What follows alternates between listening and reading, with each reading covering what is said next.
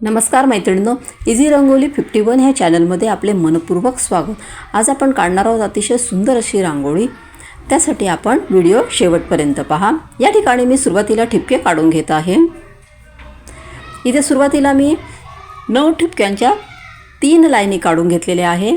अशा 3 लाईनी काढून घेतलेल्या आहे आणि आता आपल्याला मधोमध 3 ठिपके घ्यायचे आहेत। म्हणजे सुरुवातीला 3 ठिपके सोडायचे, नंतर पण 3 ठिपके सोडून द्यायचे, मधोमध 3 ठिपके आपल्याला येऊ द्यायचे आहेत। असे 3 ठिपके आपण वर खाली काढून घेतलेले आहे। पुन्हा आता आपल्याला काय करायचं आहे, त्यातला जो मधला ठिपका आहे त्या ठिकाणी आपल्याला असा चौकटीसारखा आकार तयार करून घ्यायचा आहे आणि तो चारी बाजूंना। आणि त्या चौकटीतला जो मधला ठिपका आहे त्याला असा आपल्याला कोणासारखा आकार तयार करून घ्यायचा आहे।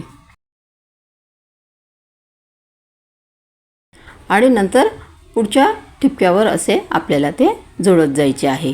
म्हणजे ते जे कोण आहे ते एकमेकांना जोडायचे आहेत फक्त। आणि मध्ये मग आपल्याला स्वस्तिक काढून घ्यायचे आहे।